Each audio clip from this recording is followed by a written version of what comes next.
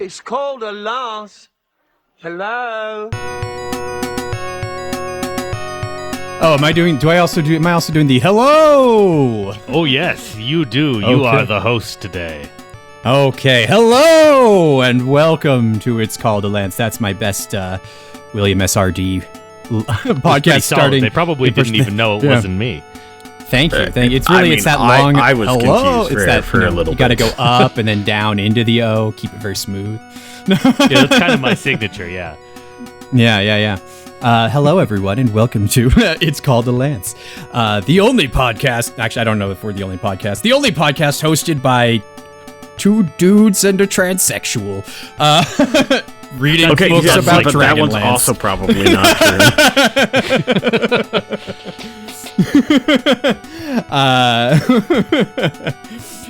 What episode number is this, Will? I don't know what episode we're on. Season Three? 2, Season episode 2. Episode 2? All right. I think. No. You think? Episode Episode 3. We're one episode ahead, 3. gang. Yeah. Excellent. Season 2, Working episode with Frankie 3, where amateurs we here. Well, we've just sorted our lives out. Thank you for bearing with us, viewers. Yes. We are reading, continuing to read Dragons of Winter Night, the second book in the original Dragonlance Chronicles trilogy. I am joined, of course, by Will. Yum. Hello. SRD. Yep. Hi. And hi, Will. Thank And you. And Austin, co-host.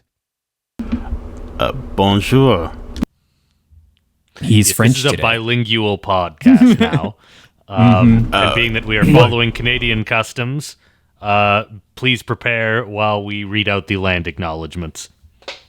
So this podcast has been recorded on the. I'm not actually going to do that because that would. give Listen, out all my, of Kryn is unceded elven territory.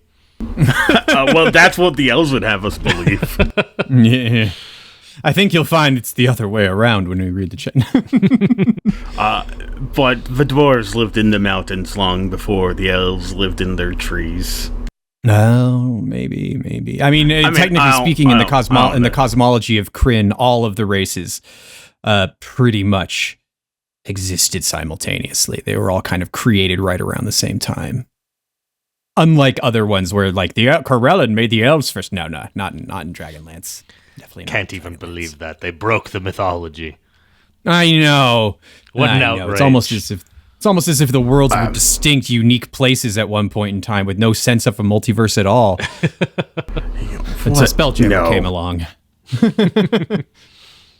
No, Spelljammer, my beloved. I'm a big fan of Warhammer Fantasy. The lizard people came first. I mean, that would make sense, right? Right. All I'm a those big fan of evolution. World of Warcraft has got that too, except it's the trolls.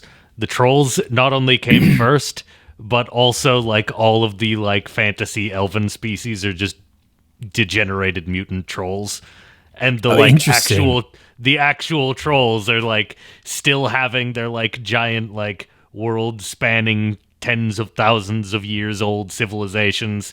Meanwhile, like humans and elves are here now, off to the side. It's quite interesting. That just gave me an immediate flashbulb idea for some racial origins in D&D world building. I'll share it with you later. Okay. I'm I'm sorry, sorry, not the but podcast for my homebrew. I need to hear more about this Warcraft lore that I knew literally nothing about. What? Yeah, the trolls are the dominant species on Azeroth. It's great. The fuck? It's like, you know, at the start of the MMO, the lore was probably such that the trolls were still probably the dominant civilizations on that entire planet. Over the course of the game, though, that has probably changed a lot as the players just like every single raid, they topple another troll civilization. Oh my god.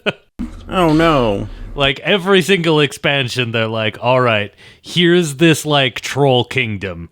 Go fuck it up. Go destroy them.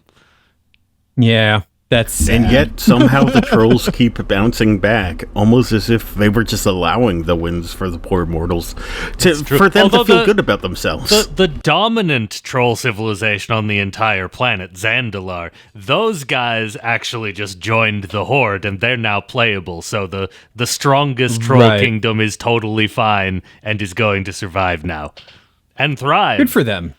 Good for them. I am learning more and more about you, Will, every day.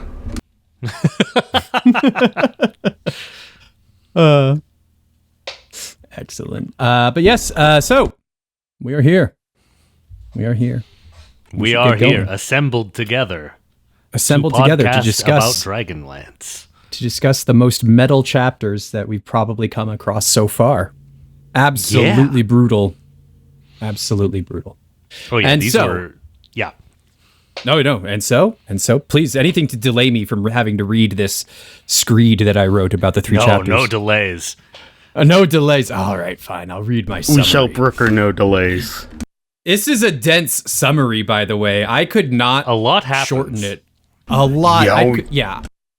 So I'm gonna try to read this with rapidity, without sacrificing clarity. We're gonna see how I do. Listeners, if you're listening on a platform that allows comments, let me know how I did.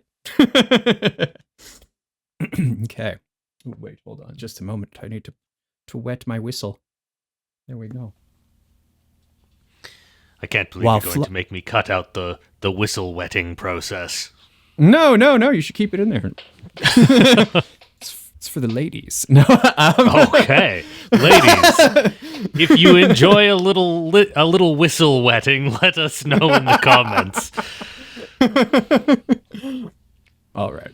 I'm pretty sure we've just lost any female listeners we had. I hope not. Oh my god, my cat is giving me a look though. Anyway, that's foreboding. All right. And probably rightly earned.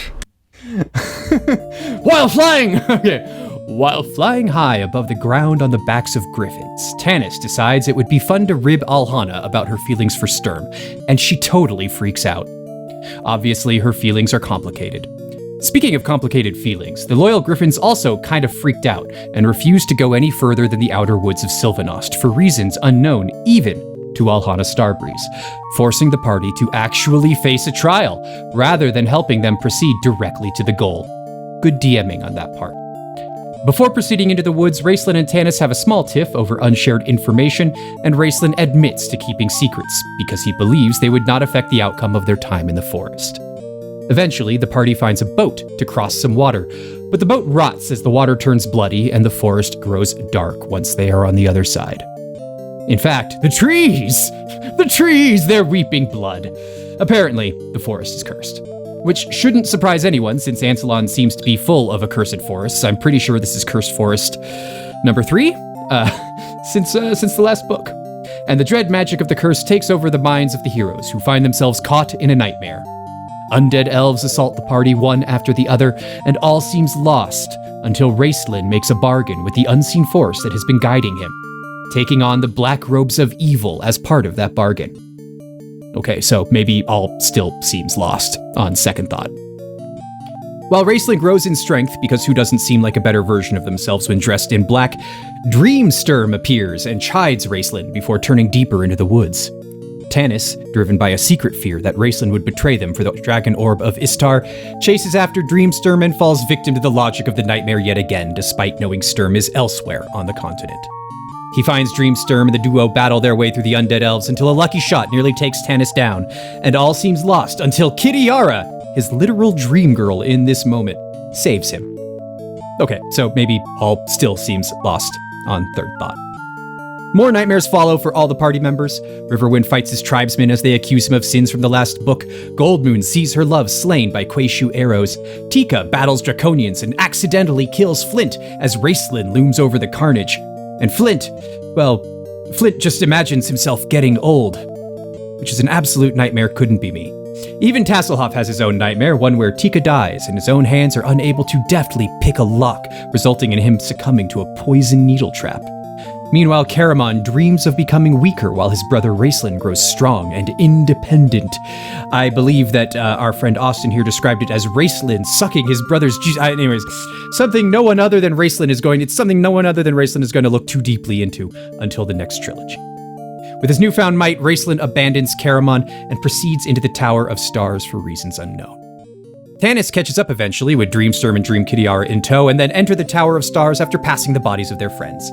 Dream Kitiara in particular seems impressed that Raistlin had achieved power at last, and she spares only a moment's pity for Caramon.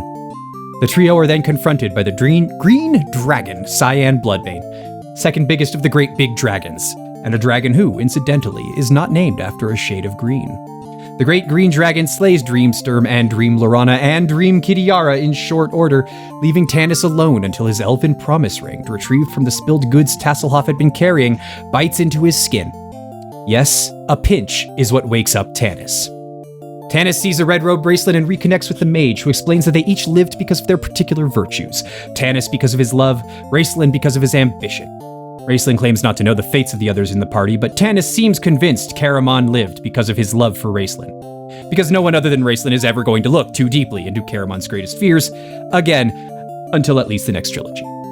Speaking of Caramon, the big oaf rejoins the party and cries snotty tears all over his red-robed twin bro, and Raistlin seems, well, a deflation of the shoulder can mean a lot of things. A release of stress, perhaps, or maybe disappointment, who knows? The heroes then find Lorac, withered upon his throne and in contact with the Green Dragon Orb of Ishtar, and Raistlin explains the Green Dragon Orb had taken over the Elf King because his will was too weak. Cyan Bloodbane then used the weakened state of the Elf King to curse the land with a living nightmare until Raistlin and a mysterious other drove the dragon into retreat. They reconnect with Alhana and awaken Lorac, who awakens with screams and residual delusions. Lorac is then taken to his chambers to recuperate. Meanwhile, on the other side of the continent, it turns out the other companions did, in fact, share in the nightmares, even from a distance. Sturm, Lorana, and Flint all seem troubled about their experiences, until Tasselhoff bursts out of his tent, excited to tell them all about the trees in his dream. Trees that were bleeding! With a single mutual glare from all three companions, Tasselhoff is shamed back to bed for once. And you know, I actually, now that I say it, I wonder how Kitiara felt about the dream. I guess we'll never know. Anyway, at last, the ancient elf king Lorac passes away after a bittersweet moment with his daughter Alhana. He is buried in the soil of the forest where the trees remain twisted and bloody, something not commonly done among the peoples of Ansalon, and the party leaves for further adventures, leaving Alhana behind to prepare for the return of her people. Tanis asks Raistlin if things will ever be the same between them again, and Raistlin, with uncharacteristic regret, says no. And that's it. Dun, dun, dun. Dun, dun, dun. A perfect summation of all three chapters. You're welcome, Internet. They were pretty dense chapters. There was a lot that happened in a very short period of time. That was an entire... dense and rather long. Yeah, when we wrapped up in Tarsus and I kind of arbitrarily was like, well, they're done in Tarsus. Let's just call that the reading cutoff. And then, we went into this section. I had no idea what a complete arc we were about to see in those, 30 pages. Yes. Oh, yeah, God, yeah. It was intense. It's one of the definitive arcs of the Dragonlance series, in fact. So definitive that Lorac on his throne, the Loracs, actually received, I think, some of the key art for the Dragonlance series. Yeah, that's one of the most iconic pieces of D&D. Let me. I'm going to drop one for Austin, but for everyone, just look up the Lorac on his throne Dragonlance art. It's very evocative. Yes, and surprisingly, it got a little play during the whole pondering my orb meme trend, but not as much as one would have thought. You would think. Yeah, I mean, that's such an iconic pondering my orb image. Yeah, there you go, Austin. Check that out. I mean, you could even add another layer to it. You could be pondering my enslaved elf king while he ponders his orb meme, you could have gone that far with it. Oh, because there is Cyan Bloodbane. A bit small, though. I mean, that's Cyan Bloodbane, considering he is the second biggest dragon in Dragonlance. They shrunk him just to fit him into the art, but non-representative. Hear me out on this. He's a powerful dragon, as we can all gather. He probably has changed shape. He made himself into a smaller dragon. That's he commissioned somebody to paint this, to do this artwork. Fair. Also, you know are what? we Fair. looking at dream Cyan or real Cyan? Good point. That's fair. Yeah. I mean, I think Cyan any Bloodbane is Dream one of my Dragon favorite is going to dragons, by be the at way. least one size category larger than they actually are. But that's just me. Yeah. Well, actually, I mean, it's interesting though because the dragons of Dragonlance at one point it was established in the lore, the setting lore, that the dragons of Dragonlance are overall smaller than the dragons of the other D&D worlds. So even the largest dragon in Dragonlance might not be as big, right, as the biggest Dragonlance elsewhere. Well, that's fair. Yeah. But that's lore from like after the Chaos War, and personally, I don't mess with Dragonlance after that period of time. After the Chaos War, it gets a little weird. They had a good thing going, and then they spoiled it.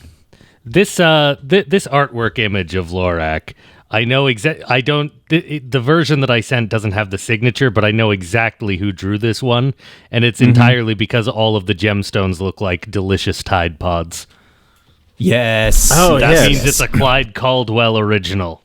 A constant reminder that we're all millennials here. Delicious, nutritious Tide Pods. Yes. The way he makes he oh my god.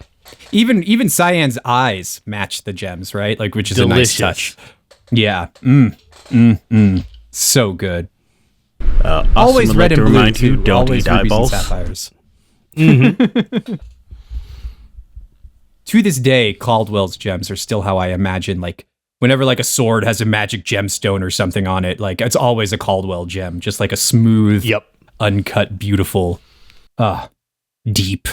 Yeah, as a Warhammer fanboy, those are just Eldar spirit stones, and I love that. Yeah. If I ever have an absurd amount of money, I think I would go to either Clyde Caldwell or my ADHD just ate his name. The other one, Larry Elmore. Larry Elmore. Thank you. Sorry, Larry. I would go to one of them and be like, "Hey, can you can you do this character design and just turn it into a VTuber model?" Be That the would only be pretty VTuber with cool. like a Caldwell or an Elmore model. Yeah, just be the pulp fantasy VTuber. Yeah, the sword exactly. and sorcery VTuber. Yes. Too niche, maybe too much of a niche, but Yeah. So let's go through this our usual way, chapter by chapter. We'll start with 9. yes. So you gave us the big summary already of 9. Get to there. What happens in number 9? Yeah, let me flip over my book to Sylvanesti my... entering the dream. Yes, where they enter Sylvanost.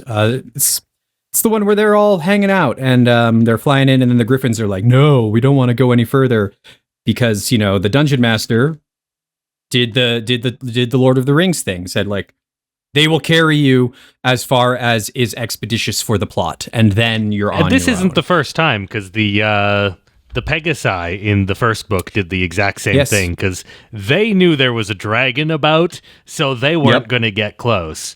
In this case, they knew that the entire realm was full of nightmares and also dragons, so the Griffins also not going to get close. Exactly. Yeah. They dipped right away.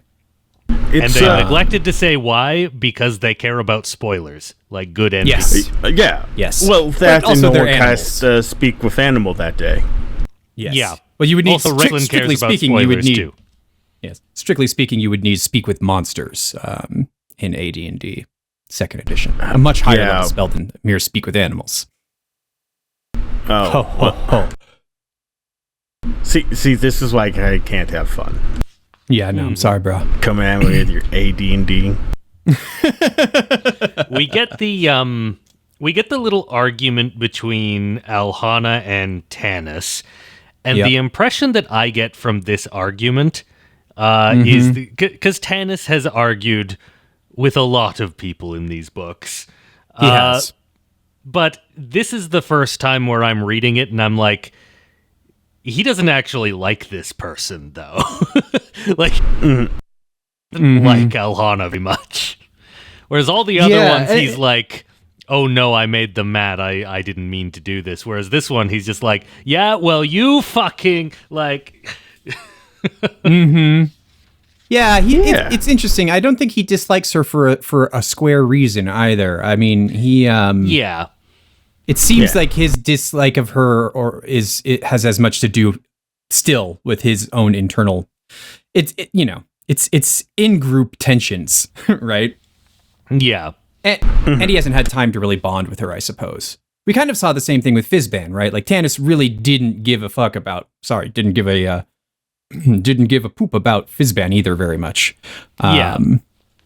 So, yeah.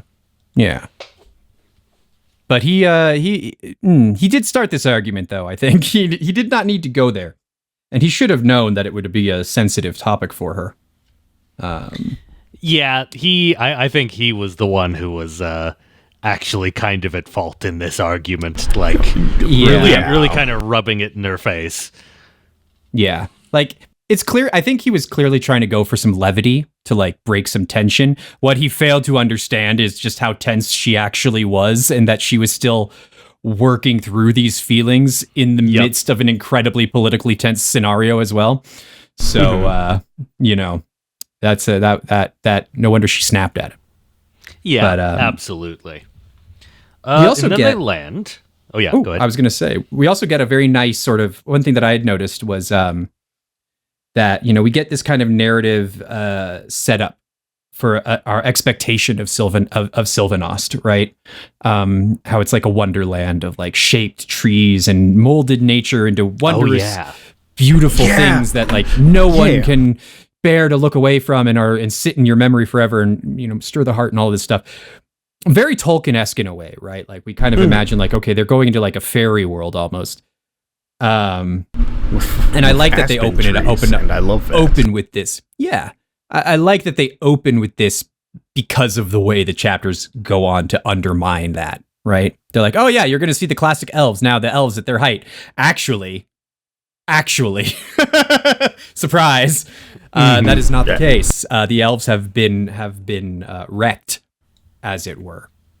They did get rocked. It was not great. It's true. Let's see here. What else happened? There was another argument. The one between Raistlin and Tanis. Once they were in the woods and the woods started going all weird. Because everyone is shocked that the forest has not been destroyed by the dragons, but Raistlin doesn't really comment on it, right? Almost as if he is seeing something that they are not seeing, which I suspect is the case. It's never called out, but I would imagine that he, when he looks out over the forest, since it is kind of under this accursed living nightmare illusion magic, that he's probably not seeing everything rotting and decaying because none of it is real. Right? That's how I would imagine it. And yet he refuses to share that information. Because he cares about spoilers. Yeah, because he cares about spoilers. Yeah. But all jokes about him pretending to care about spoilers aside, why do you think he was being so stubborn about keeping it a secret?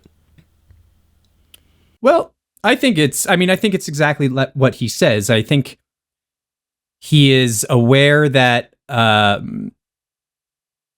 the information doesn't offer much of value actually to any of them because he kind of conveys to Tanis, what is it? He's like, what does it matter what danger I see?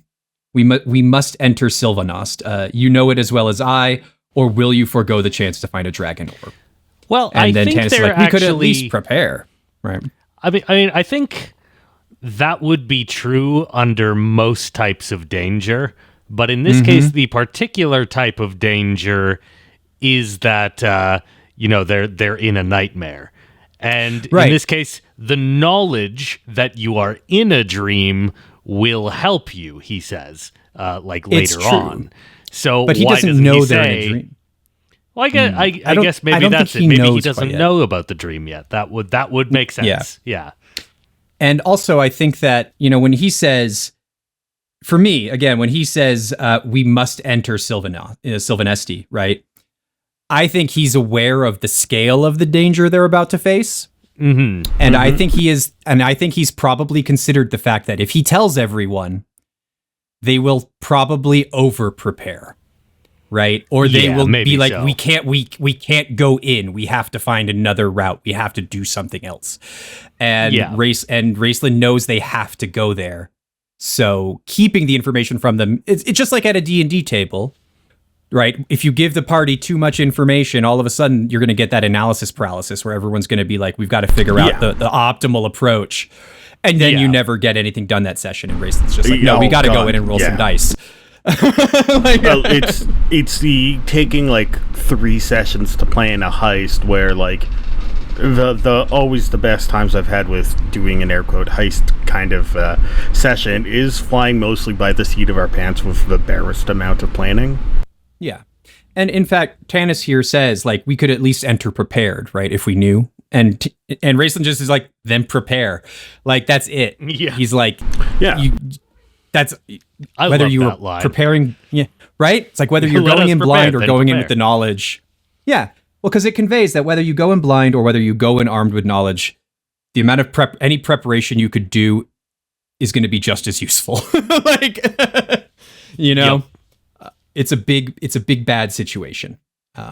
So once again, Raceland is being. Oh, this was another bit of their argument though that I thought was cool. Tanis is explaining that Lorac, when he did his test of high sorcery, the dragon orb spoke to him and asked him to take it and hold on to it, right?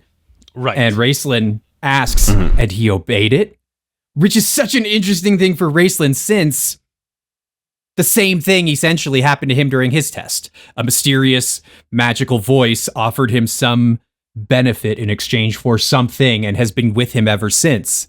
Because he agreed to it. Yeah. Yeah. Right? Interesting parallel there. Yeah. And that is why if a voice in the Fade offers you a deal, you say no. And this is Take it. Right here. This is the first time we learn anything about Raceland being part of some deal. Yes. The nature of it, we still don't know anything about, but we get Raceland talking to himself like, no, we already had a deal. You're supposed to help me now. It's like, no, you need more deal? Okay, fine. More deal it is. Yes. This is the moment where in 5th edition terms for people, we learn that Raceland is a dual class wizard and warlock. Yep. So he is both, which is just very classically him, just doubling down on magic and power. Hell yeah. Mm-hmm. I mean, it works because he maxed out int and charisma, Yeah. Or maybe, wizard and warlock, maybe sorcerer and warlock, but I think he's wizard and warlock. He's too studied to be a sorcerer. Yeah, all you're right. Spellcasting comes from book reading, so I can't say a sorcerer. True. Warlock, though, because he sold his soul to a mysterious voice. Yes. Allegedly. I don't know for sure that's what happened, but I have suspicions. How soon was that? Did we skip a few scenes on the way to Raceland's deal there? There's the boat that sort of rots. There's the revelation of the nightmare as they cross the little ferry boat across the water. I thought it was very evocative how they ask Raceland to light up his staff, and the light does appear, but it doesn't illuminate anything other than Raceland's except his eyes. Yeah, I thought that was such an evocative thing. And then they all walk through the darkness and try and follow the light, and they obviously all start scattering and falling apart, and I thought that was super cool. It's extremely cool. That's again why I always promote combat hand-holding. Combat hand-holding? Well, you hold each other's hands while you're walking along, and then you don't get separated. I see. And occasionally combat will break out and you have a fighter on both ends because, as we know, the entire party is like 80% fighters at this point. Somebody will always be ready with the sword. But perhaps in a horrible nightmare scenario like this, although you were holding tightly onto the hand of your companion, at some point you look down and you realize that the hand of your companion is attached to a severed arm. See, that is why Raceling, as always, said, then prepare. They should be prepared by holding each other's hands and saying, I will never let go. We are going to see some shit. And they do see some shit. Yeah. They do see some shit. I did have one question about, because we did get some of that beautiful description of the elf territories. What kind of trees do you guys think elves would live in? Because we know these ones live in aspen trees. Which is a weird tree to live in because aspens don't grow that large. But they're very spindly trees. We know they're like getting sculpted. Yeah, like they're getting fused together. And it's winter, and they still all have leaves, and that's still very weird to me. And the interesting thing, what I specifically said, the one that the Qualinesti elves live in, didn't they? Yeah, but that's not how like aspen trees work. No, yeah. the Qualinesti, not the Sylvanesti. Yes, who live in aspens. Yes. Yes. No, sorry. The Sylvanesti also, though, I don't think they actually live in the trees because their whole thing is described as it's not just the trees that they're shaping; it's also marble, it's the rocks, and the stone. Yeah. They're carving buildings out of the stone. It's almost as if the way it's described is like, yes, there's probably some magic involved, but also just time. It seems like they are slowly allowing the rocks to like erode in a specific way, even, which is super cool. Because they are ancient people. So yeah. And trees you can do this with, actually, in life. You can, in fact, shape trees like this in real life without the benefit of magic. It's magic and careful, like, planning and all of that jazz. Because, like, I've seen trees grow into the shapes of chairs, and that's always cool. Yeah, you could plant a circle of trees that will grow large, and over time, at least, if they're fast-growing trees, you could fuse them into the walls of a structure. A living structure. And then live inside it. Which is cool. Always pretty dope. Yes. Plants are weird like that. Plants are crazy. And so are undead elves. So are undead elves. Dream undead elves. Yes, exactly. Nightmarish undead elves, as it were. What was your favorite nightmare? Oh, Gang? In the whole batch, let me see. Although I didn't remember the specifics, the dynamic that gets set up with Caramon and Raceland's nightmare has always been one of my strongest memories of Dragonlance. And this is the first time we like see the dynamic in its like larger, more truthful form. Yes. So evocative. Yeah, I have a lot to say about that when we get to the next chapter. Yeah. Oh, feelings. But feelings. What about you, Austin? Favorite nightmare? Oh, I'm a sucker. For my boy Tasselhoff. Tasselhoff just being like, ooh. Yeah, Tasselhoff being the chillest person out there and eventually dying because, well, he didn't check for traps. Yeah. The rogue's worst nightmare. I mean, he knew he was good enough to not trip the traps. He didn't expect Tika to bump into him. Always check for traps and then roll your disarm check, friends. Yep. Yep. My favorite is probably... Keep going, Will. I was going to say, he had that Kender ADHD, so he just wasn't attentive to it. It's true. My favorite is probably also Raceland and Caramon, but specifically the moment where Raceland speaks to a presence and then assumes the black robes, right? He's like, well, fine, if I have to. Because it's a very interesting moment where, like, Raceland does it. He takes them on, knowing what it means. But he specifically says, right, he's like, I accept this with the understanding that the future can be changed. Right? Yeah. And I don't think it's said explicitly to us yet that these nightmares are, in fact, prophetic in some way.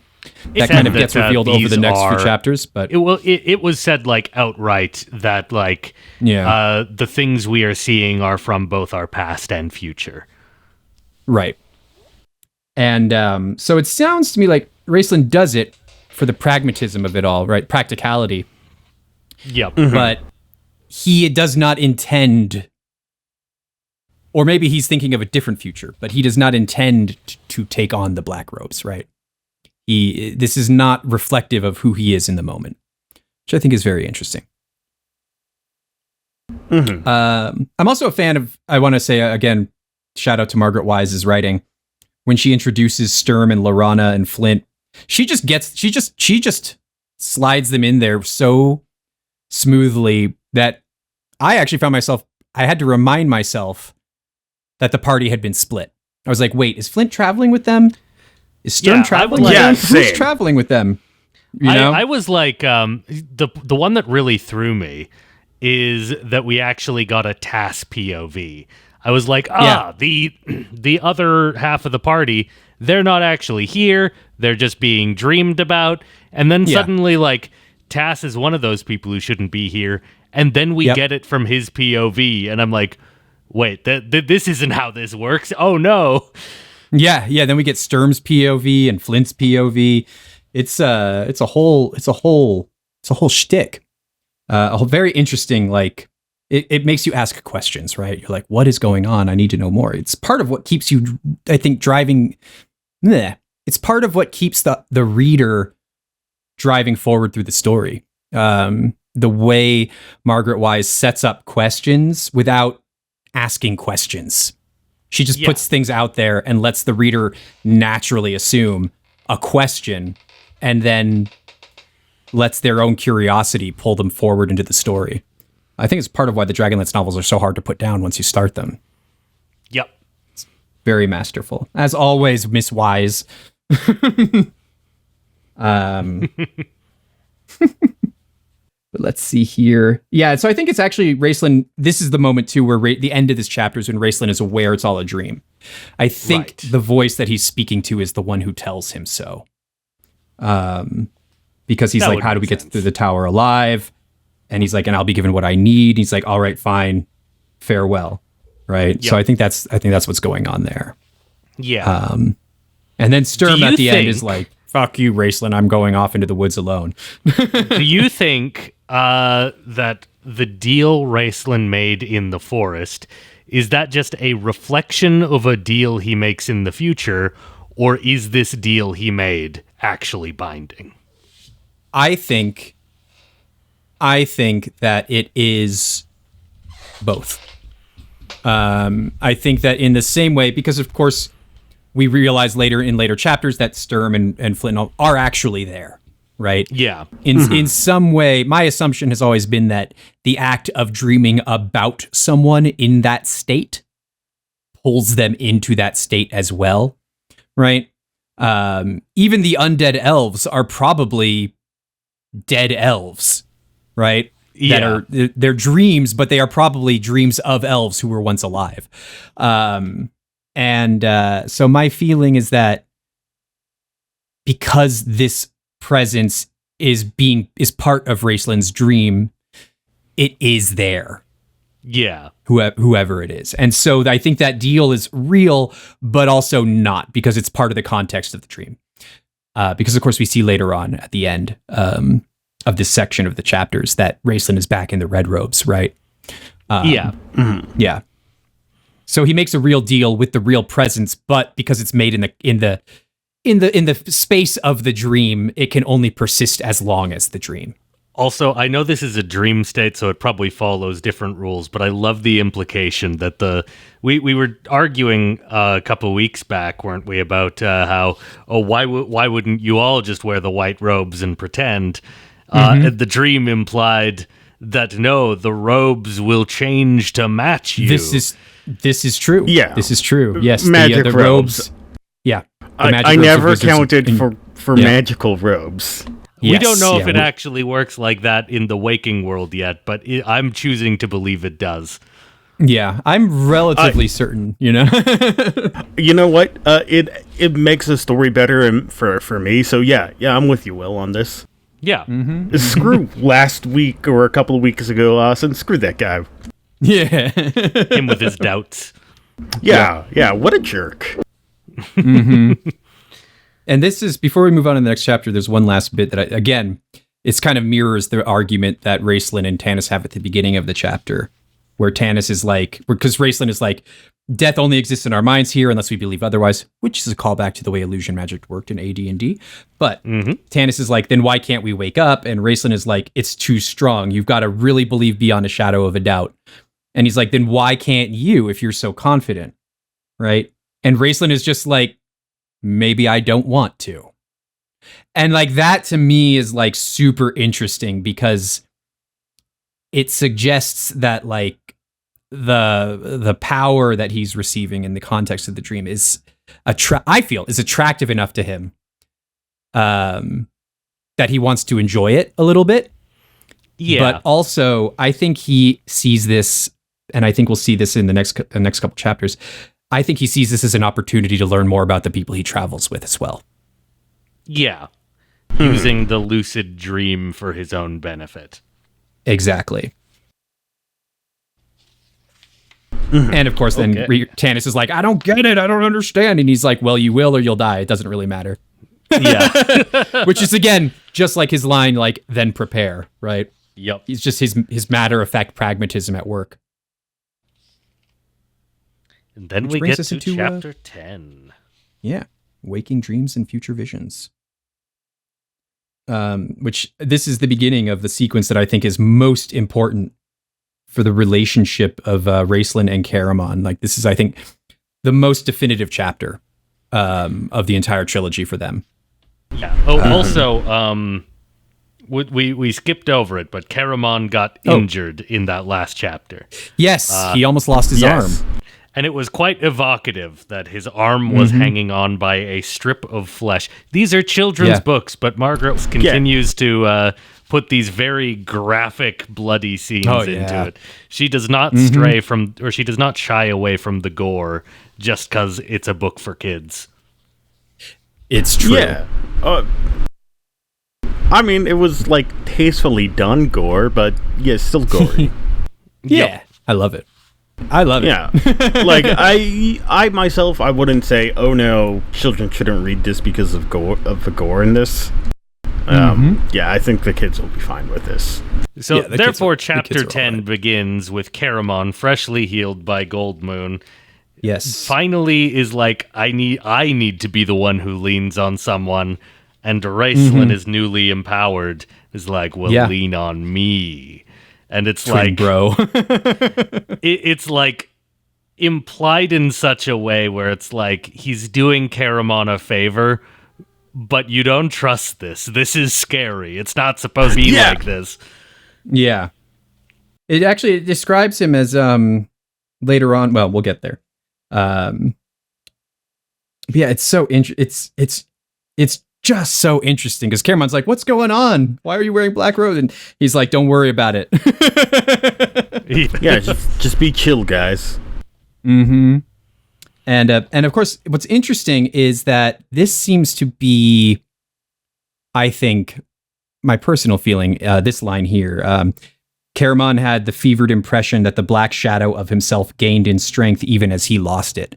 My feeling is that this is not Raistlin's dream, right? Because these are nightmares. Raistlin wouldn't be gaining strength as a result of his greatest fears. This is Caramon. Raistlin gaining strength is the manifestation of Caramon's greatest fears being made manifest. Right?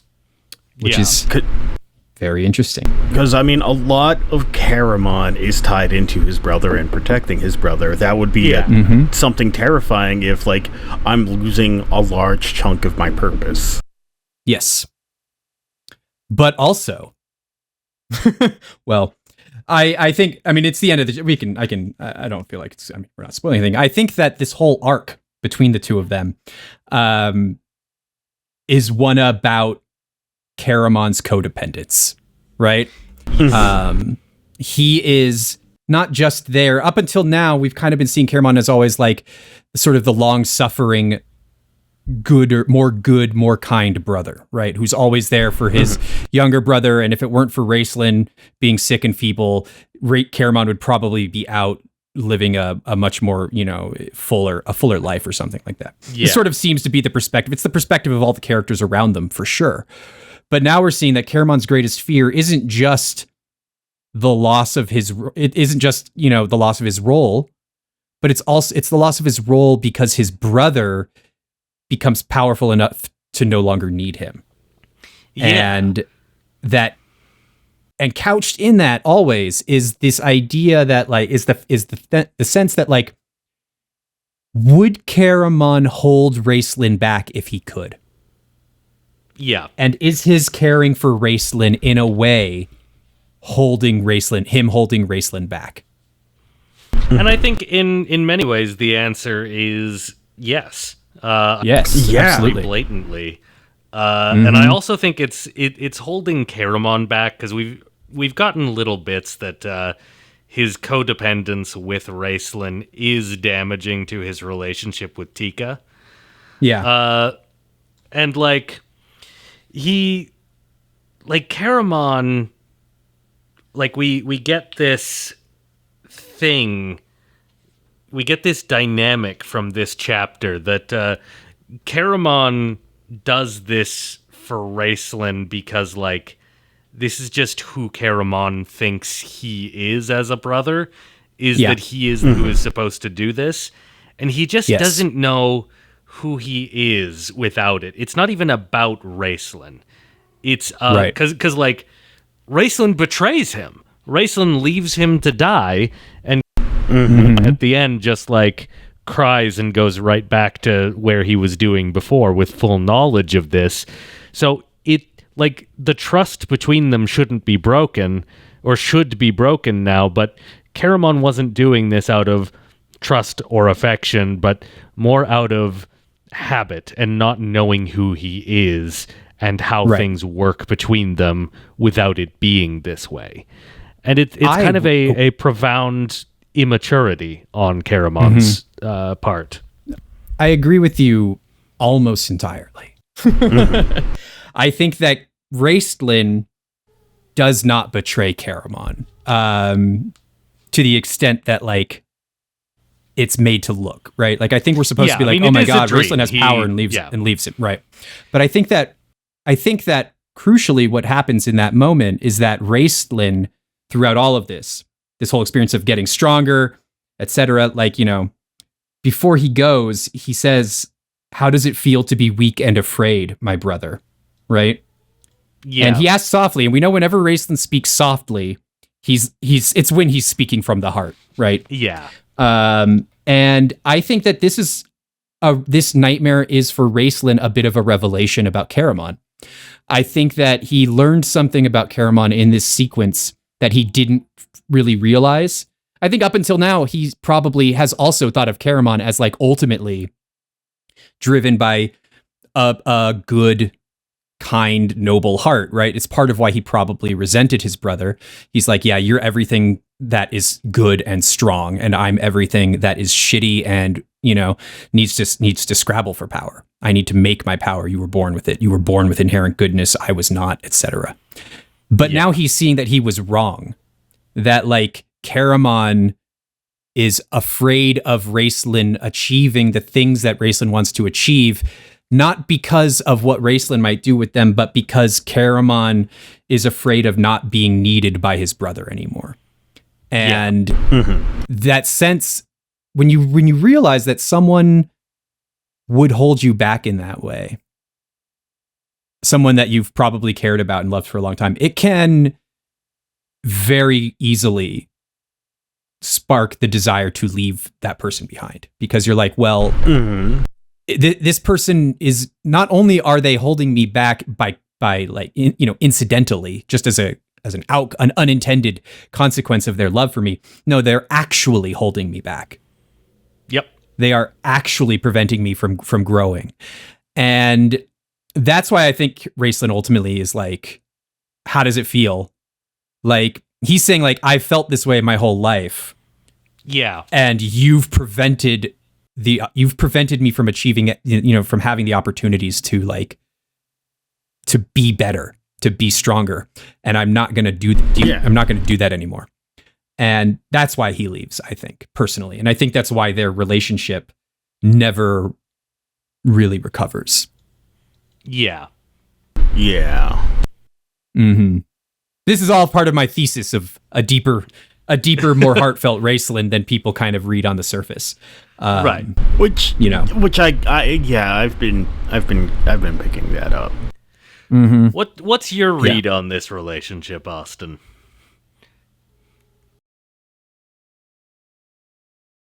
So, I have an older brother. As some of you might know, I've had an older brother my entire life. Funny how that works, age and all that jazz. And I can see a lot of that because, like, my older brother, he was the fitter of the two of us. And I occasionally resented him for that, but he also did get me into all of the cool stuff that I really enjoy to this day. So, mm-hmm. Mm-hmm. There is that. Yeah. But there is for sure some toxic elements in this twin relationship. And, I don't think either of the two parties are ready to confront that yet, and that's what we kind of saw a bit in the dream, right? Mm-hmm. Yeah. I do think Caramon kind of gets a sense for it, like, when Tanis finds him dying and Caramon says, like, protect Raceland, Tanis, like, obviously he's still like, no, he's weak, blah, blah, blah. But, like, he says, when Tanis is like, he left you here to die, Caramon is like, no, you're wrong, I sent him away. Like, I think on a surface level, we can just read that as him lying to cover up for Raceland. But I think that's actually an acknowledgement on his part that, like, he realized in between Raceland leaving and Tanis finding him that, like, he is responsible in some way for Raceland's decision to walk away. Yeah. Of how complicated and, like, the double meanings of everything in the relationship between these two, and it's not just good brother, evil brother. It's right. This very complicated, complex, like, long history between these two. Yeah, is like leading to these ways, and even though, like, one is clearly the sinister one, and one's clearly the heroic one, they're both very much at fault for how. Yes. Yep. And this isn't really a spoiler, just so much as a thing to keep an eye on for Caramon. He's going to be wrestling with guilt over this for a very long time. Like, guilt and shame, like, for a very, very long time. And so it's this is I think a defining moment, and I do think that bit where he's, like, acknowledging his role in it is sort of the tip off that we're in a new era for Caramon and Raceland both. Yeah. The dynamic has changed. Yes. Yeah. And so have the people in the dynamic. Yeah. It's almost as being in a horror dream changes everybody on a fundamental level. Yeah. So speaking of the horror dream, we get kind of a nearly complete TPK throughout the rest of this chapter. Yeah. Which is great. Accidentally kills Flint. Tass accidentally kills Tika and himself. Gold Moon fails to heal Riverwind, and then what happens to her? Does she die too? No, I think she just weeps the rest of the chapter. Yeah, I think she might eventually die from having a broken heart.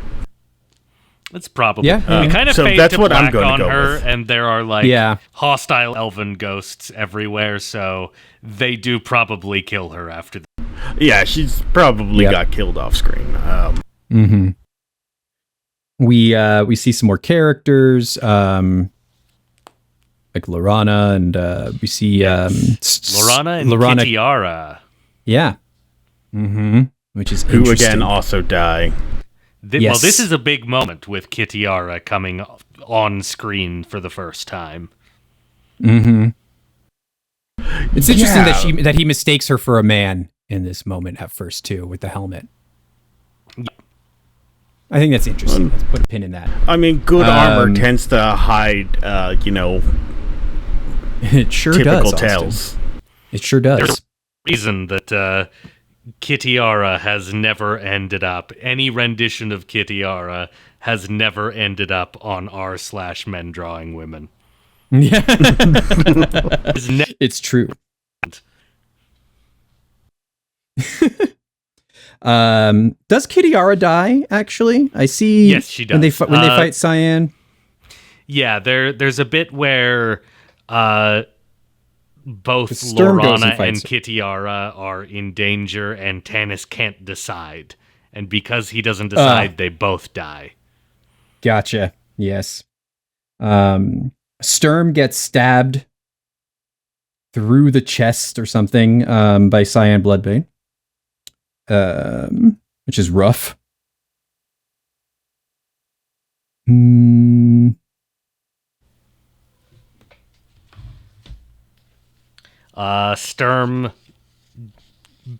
declares that he has always been correct about Raistlin because he's wearing black now. Yeah. I say that anytime someone changes into a black outfit, by the way. I knew deep down you were always a goth. Boom, boom, boom. Mm-hmm. Dun, dun, dun. And Raistlin hesitates against the dragon because even in the dream... He doesn't want to kill Sturm. Yeah, he doesn't want to kill Sturm. Yeah. Yeah.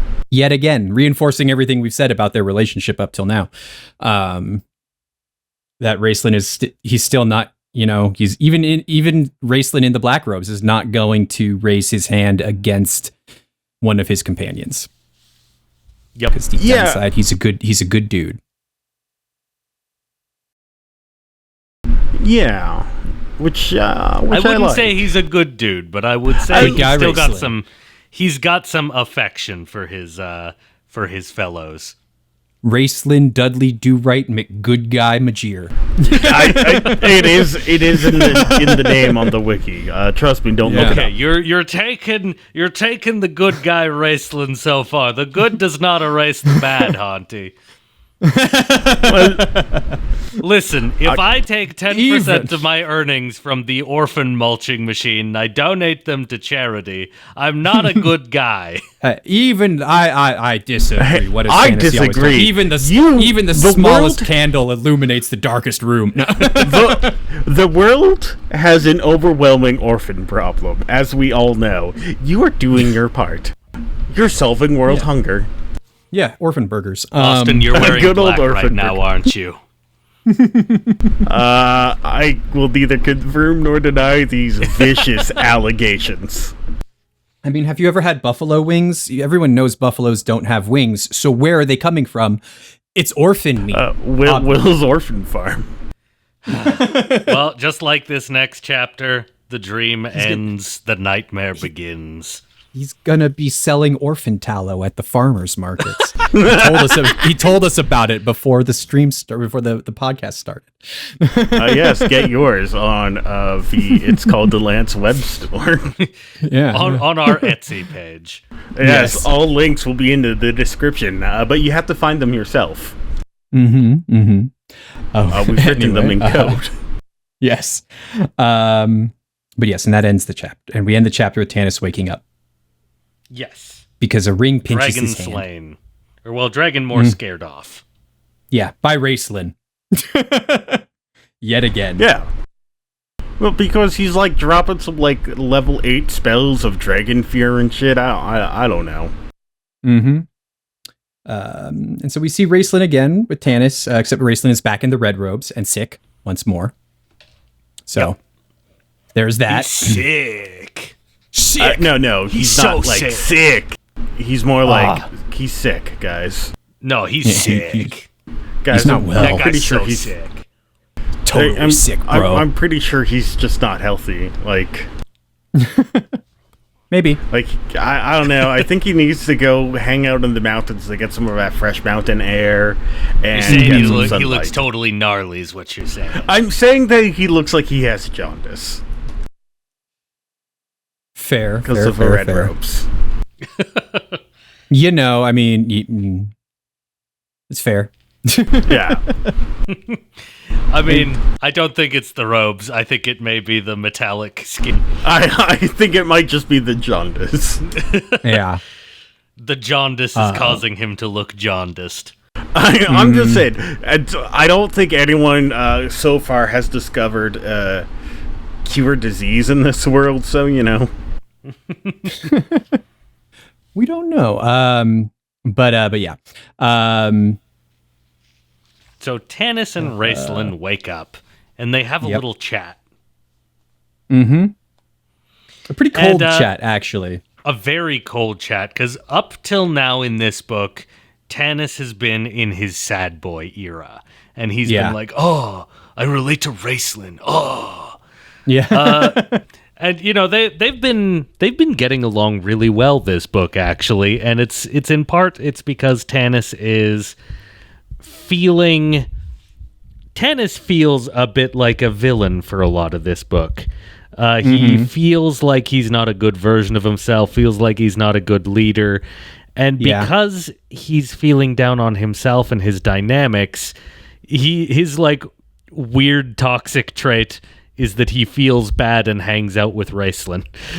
yeah, exactly. It's like, I'm going to hang out with my edgy friend because I'm feeling so edgy, bruh. And again, this is the real reason why you should not hang out with the weird goth kids who hang out at the back of the classroom. Yeah. And the dream concludes with Tanis now, or that arc concludes with Tanis now coming out of that and being like, wow, no, you are actually an asshole, aren't you? He kind of is a little bit of a... He does have some asshole-ish traits, but I still love him. I'm not saying you're wrong to love Raistlin. I love Raistlin. Yes. But yeah, so Tanis, like, realizes that, like, oh, yeah, you are a sad, tortured soul and all that, but you're also a dick. Yeah. Kind of a big one. And he can't, he can't really overlook that now after having seen what he saw in the dream. So nothing will ever be the same again. It's true. Hold on. Sorry. Cat knocked the screen out the window. Okay, there we go. Oh. Yep, there we go. All right. Sorry. A fly landed on the screen and she jumped at it and pushed the screen right out. So. Oh. Did she win? I mean, presumably she won. Fly is outside now. Well, that's good. But anyway, all is well now. Crisis averted. But yes. We get Alhana, who comes in and has that like Chad thing going on where she's like, yeah, Raistlin said to wake up, so I just did. I walked here. Yeah. Yeah. She's like, okay. Cool. Everybody else just struggled for their lives to get here. And she's just like, I'll just wake up and walk. Yeah. She woke up that day and chose to be awake. Yeah. Like, oh, these are the horrible images of your father killing you. It's like, yeah, I'm awake, though. I know that's not real. What are you doing? Yeah, like, my father loves me way too much to start stabbing me. You weirdos. And she said, it's interestingly, she says it took her days to get there too. So like, we're kind of it's kind of unclear how much time has actually passed, because the nightmare feels like it's only taken maybe a short while, but yeah, the description's like 2 hours, I would wager, but no, that's dream time. Yeah, dream time, pretty hardcore. I imagine it's been like 4 or 5 days. Yeah, I think so. Yeah, every time I'm late to meet my friends, I just tell them, yeah, sorry guys, dream time. Yep.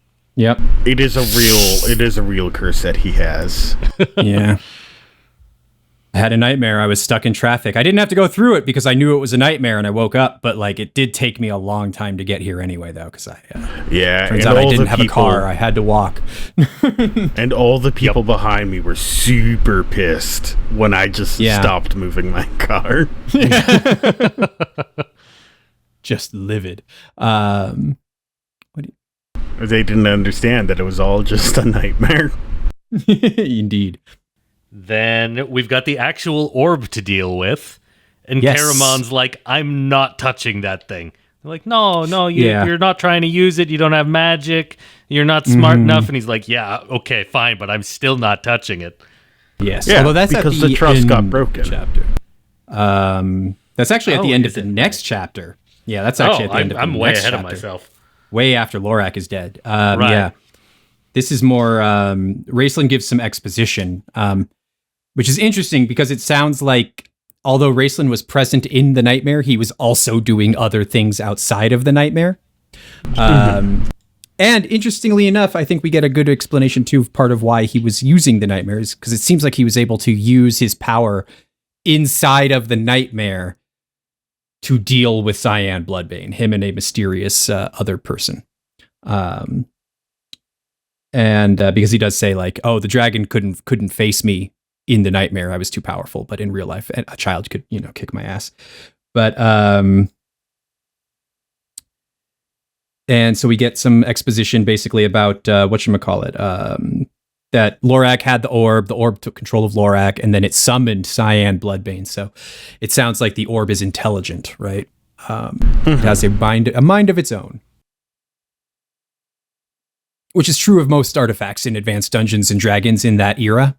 And honestly, mostly it should still be mostly true. They're artifacts. Yes. Indeed. Let's see here.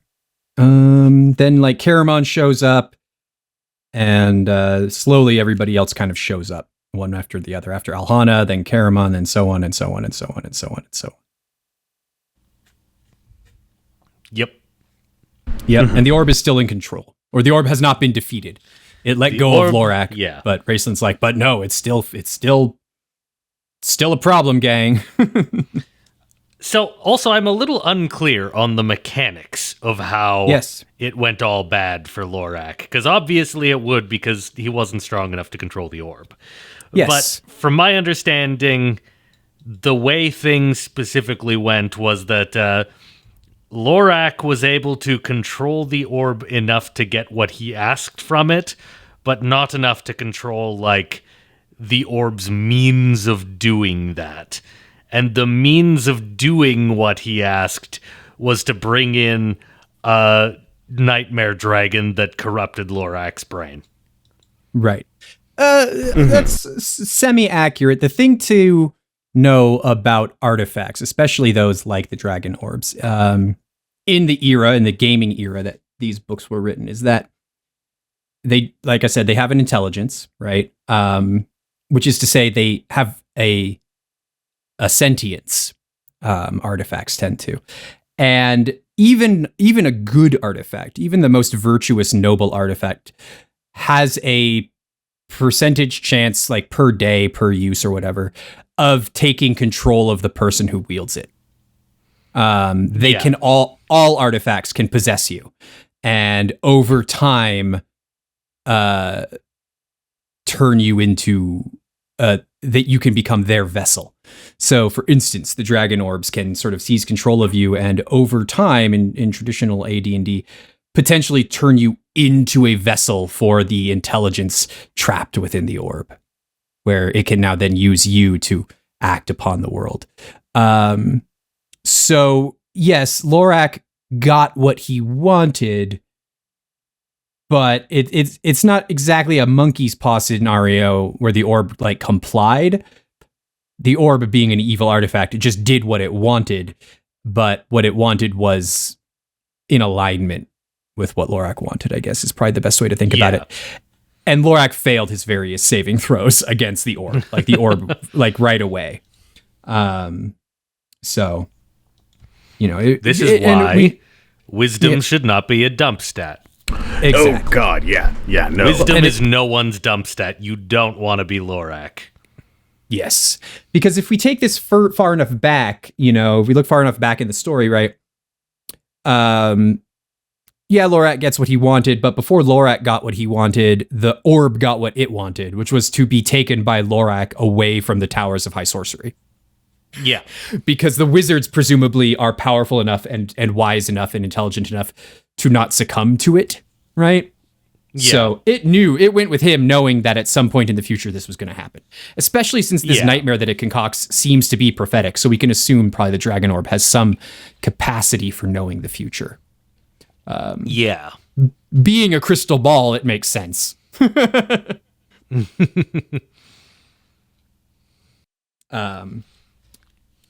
Which is why Raceland is like, it's not defeated. It's a thing. It's alive, right? It's like it has a will of its own.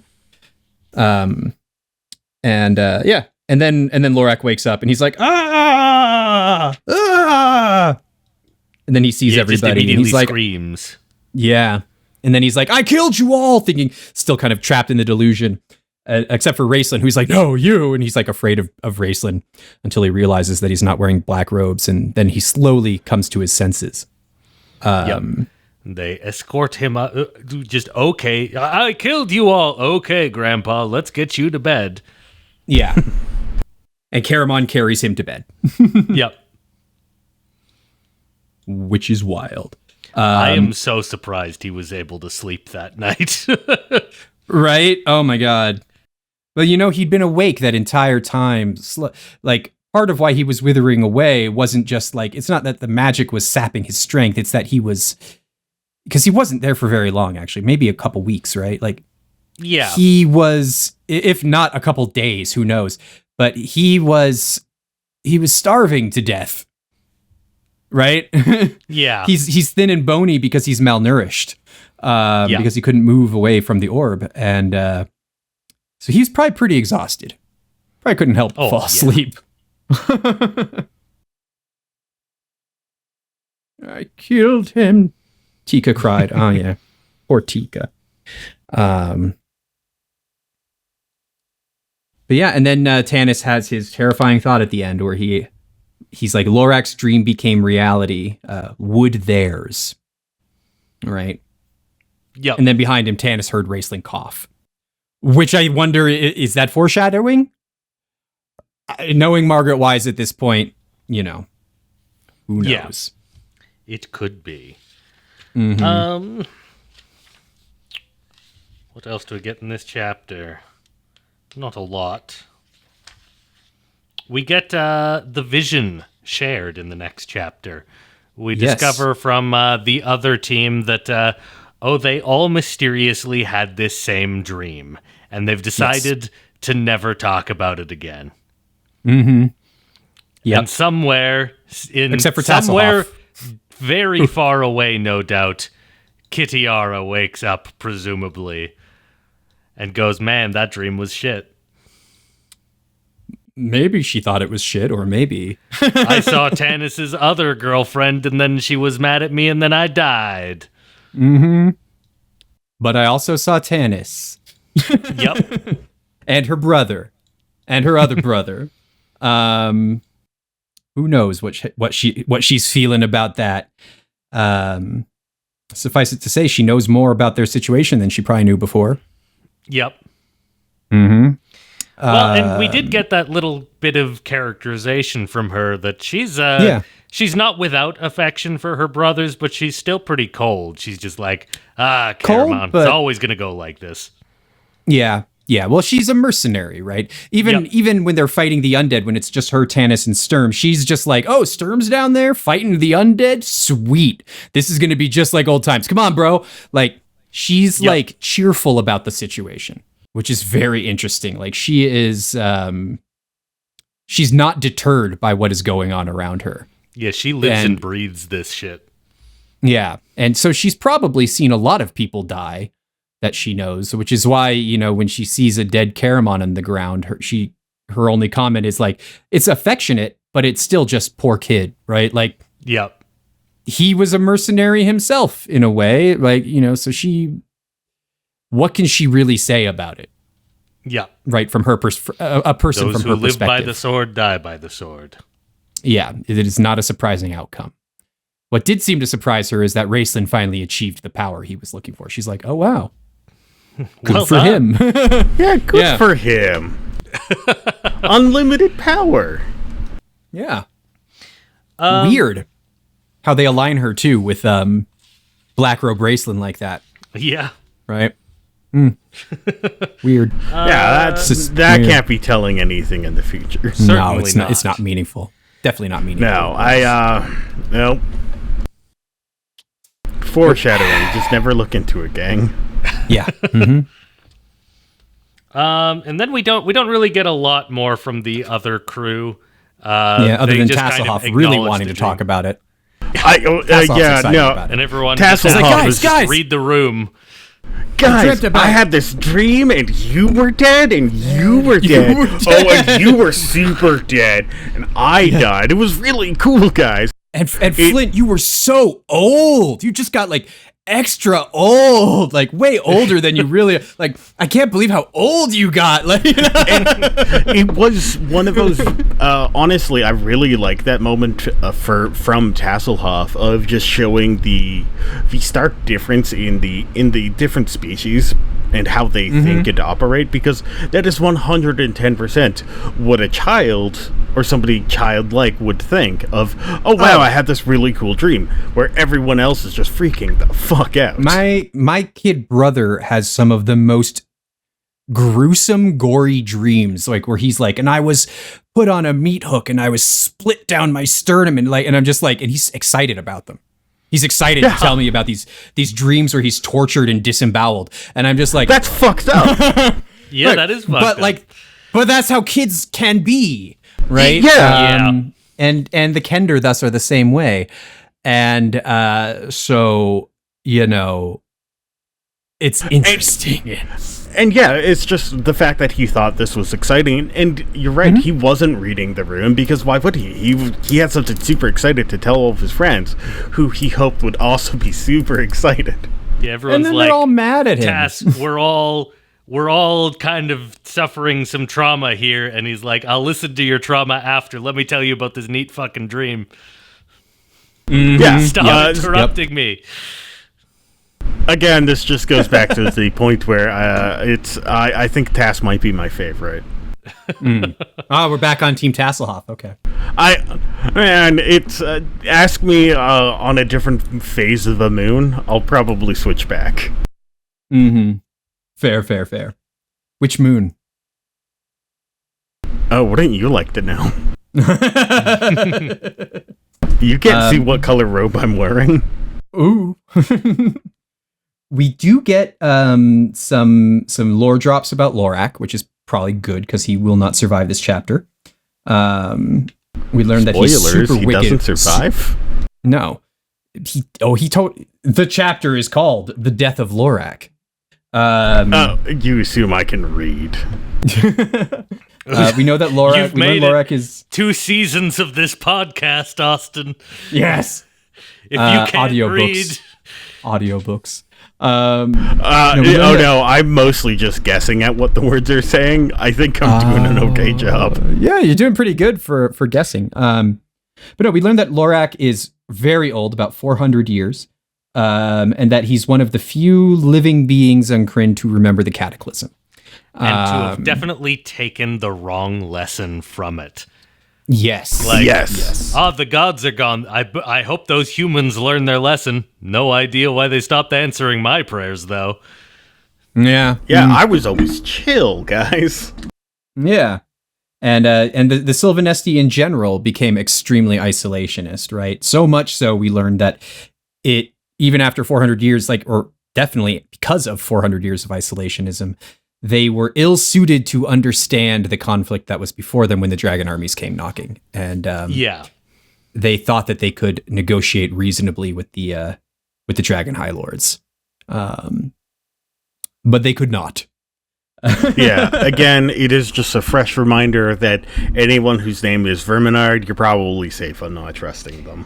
It would be akin to aliens showing up to invade the Earth, and then the Swiss let them know that they're neutral. Right. Yeah. Yep. Exactly. But yes, with that all being said, they did plan for this. Yes, Lorac did send them away on boats. They all picked up all of her shit, so all of the food, a lot of the valuables are just like left. Yeah, which is typical of elves. They elves for some reason in fantasy really like to get on boats, leaving for unknown distant shores. Yes, islands perhaps. But I mean, it makes a lot of sense. People have a really hard time following boats because, well, we're land-based mammals. It's true. But the dragon armies do have an air force. But yes, and I'm really hoping that the elf boats have ballistas and nets. They might.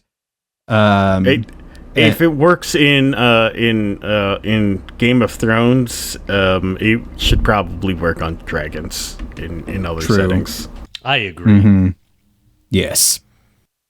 Then we get his perspective on the orb taking control of him. We get a conversation between him and Alhana, where Alhana's like acknowledging that her people were wrong.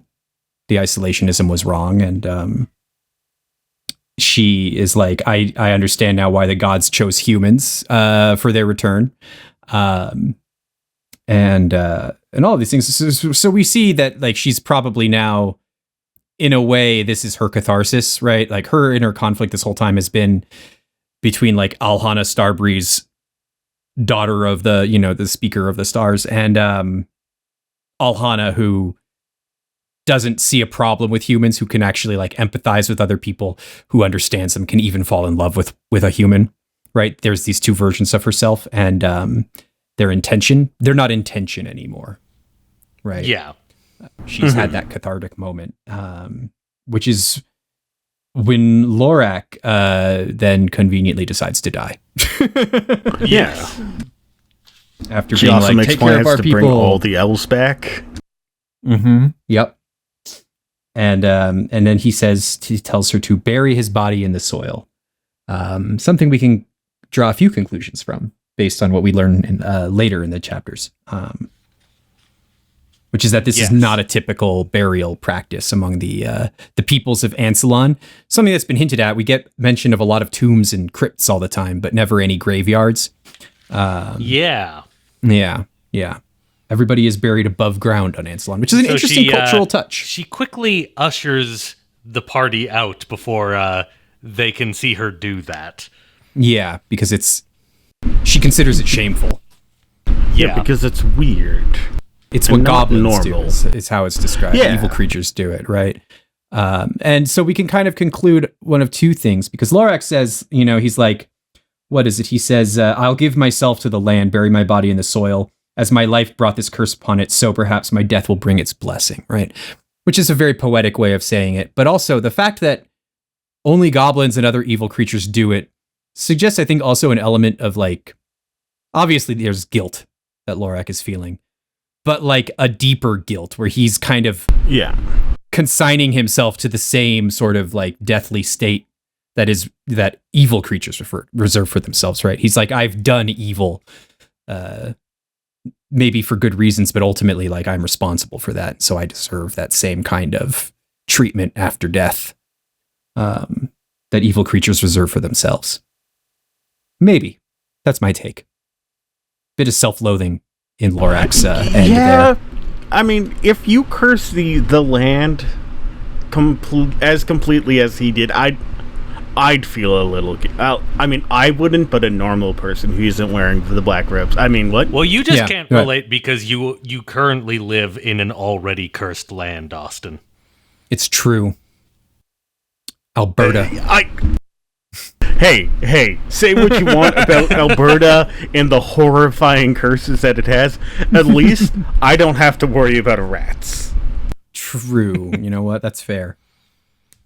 Yeah. That's fair. I mean, honestly, I think I would rather have a rat and not the rest of the curses. I'm not going to lie. Mm-hmm. Mm-hmm. But I have to look on the bright side. Well, at least I don't have to worry about the rat Gestapo showing up to my house and asking if I'm hiding rats. As a Skaven player, I've yet to encounter the rat Stapo. Oh, you know what? Let's see here. We get a little bit of talk about maps again.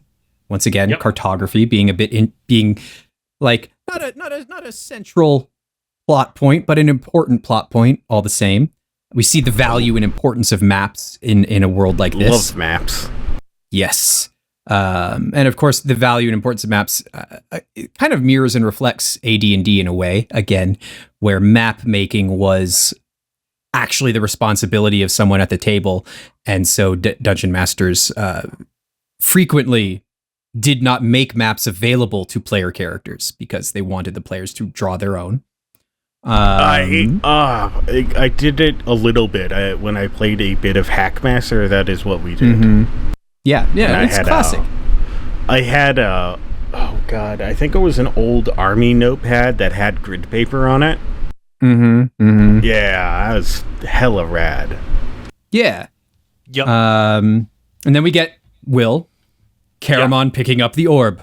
He picks up the orb. Finally, I really shot the gun on that. Yes. And they get another magical item, possibly a bag of holding, or maybe a bag that's just tailor-made for the orb. It's a weird bag, whatever it is. Yeah. Because bags of holding don't shrink the objects. Right. Well, even the orb itself wasn't shrunk. It shrank to get into the bag, but then once they look at it in the bag, it's full size. It's a regular size. It's a TARDIS bag. Yes. Yeah. I'm going with, honestly, it was an artifact holding bag, so I don't know, maybe it'll prevent the corruption from getting outside. It's the original packaging, right? You know, you're putting it back into the original packaging to keep it in pristine condition. Fucking every time I have to fold up my tent, I'm sure they like packed it up the first time with that fucking magic, and now I don't have that magic. Because as we all know, V-Dragon Orb loses like 25% of its value every time you take it out of its package. Yes, as well. It's true. That's just and science. Also, you should not skip camping for wizards class at the when you're studying at the Towers of High Sorcery. Anyway, so for my next campaign idea, we're all just a bunch of nerds at the Wizard Academy. And we see that tensions are tense. Raceland actually is back to his shtick. He tries to hold his tongue, which is interesting. When he's like kind of judging Caramon for being scared of the orb, and he's like, because Caramon's like, but it might trap me, and Raceland's like, don't be stupid, it's not gonna. And then he stops himself, and Tanis is the one who's like, say it, and he's like, it only goes after people with intelligence, right? Which is interesting that Raceland was gonna he was gonna bite his tongue there, but then he did. Tanis, he just chose something more sarcastic and less mean. Yeah, exactly. And then we see that Tanis has lost his ability to trust Raceland here. Now more than ever, Tanis felt weary of the mage, it says. Even though he knows he shouldn't be distrustful, he can't help it. Because, of course, he saw Raceland in the black robes. Mm-hmm. And again, judging a book by its cover. Yes, but also the fear is that these dreams are prophetic, and who knows? Yeah, like, I don't blame him. Right. But also, Raceland did only take on those black robes with the knowledge that the future could be changed. Yeah, but again, most people aren't going to be paying attention to that. They're just going to be judging a person based off of the clothing that they wear. True. They get it into the bag. Tanis and Raceland have that conversation about things can never be the same between them, and Raceland's like, nope. And then he kind of takes responsibility for that, though, by saying, but such was the price I paid. And Tanis is like, who'd you pay a price to? And Raceland's like, don't worry about it. I think in this case, Raistlin is again trying to be merciful. Like he's trying to absolve his companions of their role in this change, right? In this change in the dynamic. He's trying to say, like, this is all on me, dude. Like, I'm responsible for this. Things are never going to be the same again between us because I'm the main character. And you guys don't have to worry about it. Don't sweat it. But the reality, of course, is that this is a whole party problem, right? Yeah. So I think I still think deep down, Raistlin at this time in his life is still trying to, as much of a jerk as he is to his friends, I think there's a part of him, I think his resentment comes from a place of like admiration, you know, that special blend where you admire someone so much you resent them because you can't have it, because for whatever reason you're unable to have the relationship with them that you want, and you blame yourself in some capacity, right? I think that's where Raistlin is at, probably. And I think we've been seeing that for a while now. Yeah. I think that's accurate. Yeah. Yeah. And then we're largely done at the end, aren't we? Yeah. Yeah, they talk about where they're going to go, and I think they're looking to learn. Alhana's a little more comfortable talking about Sturm now. Yes, which is a good bookend for this arc, right? We see that she's now, because of that cathartic moment, she's comfortable with her feelings. She can be a bit more true to her heart. She's had a couple days stomping through the woods with the giga-chad music playing behind her, and she's used that time to think. And now she's no longer in this denial about her feelings for Sturm, and is instead on that, like, oh God, the logistics to pull this thing off is going to be awful. Yes. And yeah, that's it. And damn.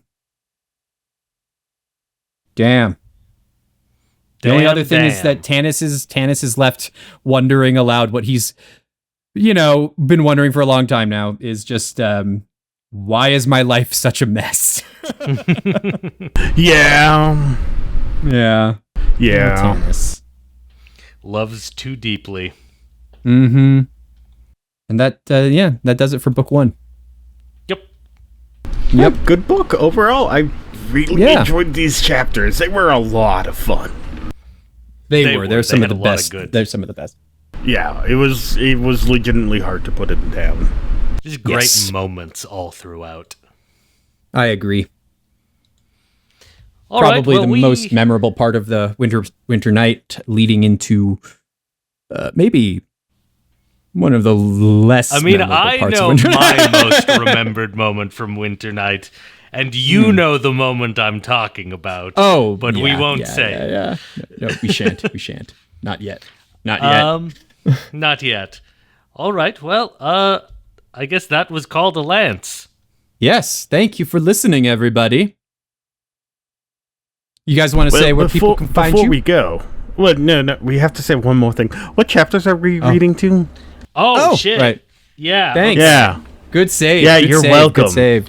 Thank you. That's why you pay me the big dollar. Clutch. Yeah, it's true. If we can go up to chapter 5. Let's go up to chapter 5, 1 through 4. Okay. I would say. Because chapter 5 we get introduced to a crucial short. NPC. It is kind of short. No, that's 493 to. It's actually like 50 pages. It's 47 pages, I think. Okay, fair enough. 47 pages. That sounds good to me. Yeah, me too. Okay, so and that'll take us right up to a crucial NPC. Yes, so up to and including chapter 4 is your reading goal.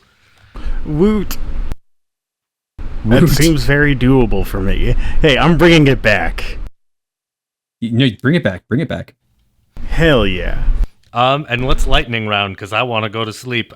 You can find me at the William SRD YouTube channel. Hauntie, go. You can find me at twitch.tv Hauntie or YouTube Hauntie Games. Yep. Austin. You can find me behind the paywalled William SRD Patreon podcast and on the Handful of Nerds, our TTRPG actual play, where we are releasing more episodes, I promise. Someday. Okay, now our fastest goodbye. Sonic boom goodbye.